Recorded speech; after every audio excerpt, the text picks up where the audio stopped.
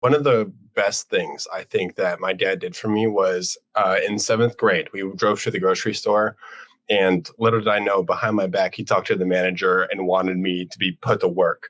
So obviously, you worked at an insane young age. Do you think getting, like, with your situation being really poor and having to work, do you think that work ethic like carried over to your career and is still something that, like, because of what you had to go through at a younger age is, I mean, because you obviously put work, like hard work, real insane work to get to where you are today. So do you think from your childhood it carried over to you in the prime of your career and even still to today?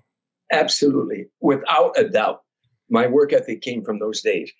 Without a doubt, that all the hardships I went through, if I close my eyes, no matter where I have been in my career, if I was performing at the White House, I performed for 5 or 6 different presidents. I performed, as you know, for years with Frank Sinatra and 20,000 seat arenas, 40,000 seat arenas in Hawaii. I performed in these magnificent, on Ellis Island, where my ancestors came from, my Irish and Italian, where no matter where I was, if I close my eyes, I see a little boy with his shoe shine box trudging through the snow and the bitter cold, going from tavern to tavern, trying to make enough money to feed his brothers and sisters. That's who I am. I'm that little boy, and I'll always be a little boy with that work ethic, that you only deserve in life what you work for.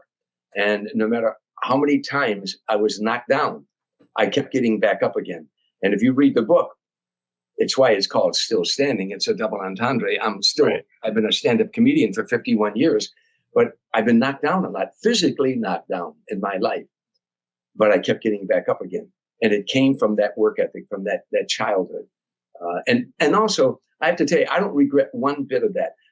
When I give motivation talks, I give motivation speeches at corporate America and at universities and also to comedians. I do on 4 subjects. I talk about perception, visualization, self-talk, and develop a sense of humor. But one of the things when I open the talk and I say I had 8 brothers and sisters, we lived in a shack. Both my parents are alcoholic at one time. I shined shoes in taverns. I set pins in bowling alleys. I caddied in the summertime, carrying 2 bags a day. I sold newspapers on the corner. I had a paper out. I tell them that. And I don't regret one moment of that. I say to this day, that's the greatest thing that ever happened to me, because that's my perception. All of life is how you perceive it. You know, a quick example, I say to the class, a little boy's in the backyard. He's got a bat and a ball. And he said, I'm the greatest hitter in the world. He throws the ball up in the air and he swings and he misses. He said, I am the greatest hitter in the world. He throws the ball up in the air the second time. He swings and he misses. He said, I am the greatest hitter in the world. He throws it up the third time and he swings and he misses. He said, I'm the greatest pitcher in the world. there you go. I love that. Nothing changed but his perception. And I perceive all those hardships to be the greatest thing that ever happened to me. Because, buddy, when after the comedy team broke up, we were, as you pointed out, we were America's first black and white comedy team, and there were no comedy clubs in those days. It was during 1969 to 1975, we toured the North and the South, all black clubs in the North and the South, what they affectionately called the Chitlin Circuit, all white nightclubs. You know, where I would be the only. Tim would be the only black guy within 5 miles, and we work in all black area. I'd be the only white guy. You know, the hardships, the dues we paid in those days. And then the team split up and broke my heart. I didn't want that to happen. I thought the team was my whole life at that time. And when the team split up and I went out on my own, I had a wife and 3 kids. I'm hitchhiking up and down Sunset Boulevard. My wife and family were in Chicago. I ended up sleeping in an old Nash Rambler, a broken down car that was up on blocks.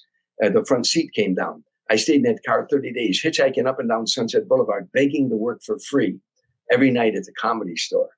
But I wouldn't give up. And I believed in my dream. I believed that this is what I was supposed to be, a stand-up comedian.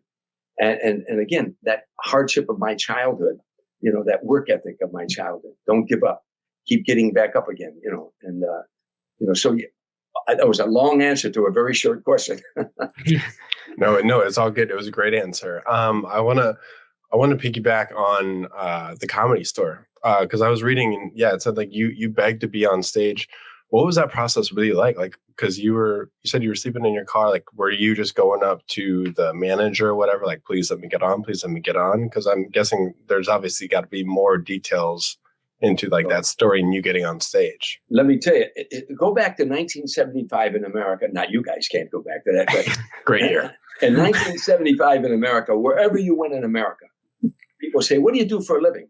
You say, I'm a stand-up comedian. The next question out of their mouth was, oh, yeah? You ever been on Johnny Carson? If you hadn't been on Johnny Carson, in the eyes of America, you just weren't a comedian. It was the show to do. One appearance on that show, Freddie Prinze got a sitcom the next day. One appearance, his whole life changed. Johnny Carson left New York in 1972 and brought The Tonight Show out to Burbank, California.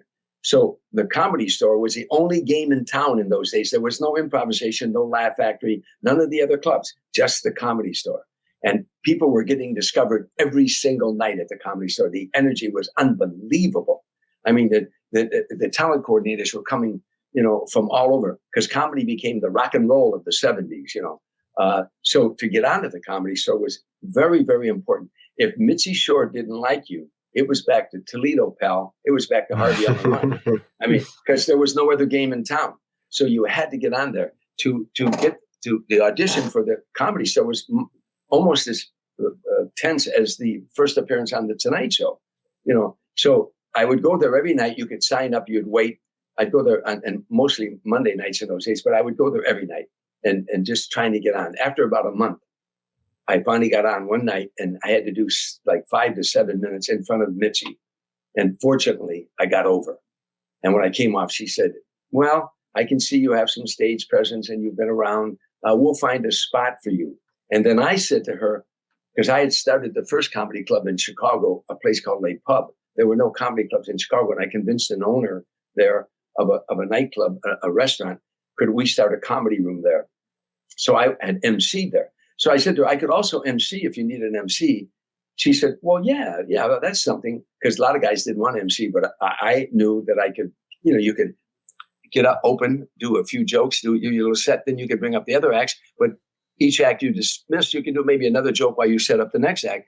So it gave me more stage time. Anyhow, that all worked out. And that got me going, until I became a regular. And then I became at one time, one of the stars of the Comedy Store. I was working every night with all these unknown comedians: David Letterman, Jay Leno, Robin Williams, Gallagher, Michael Keaton. The girl waiting tables was Deborah Winger, Wow. with Elaine Boozler. This was the show every night.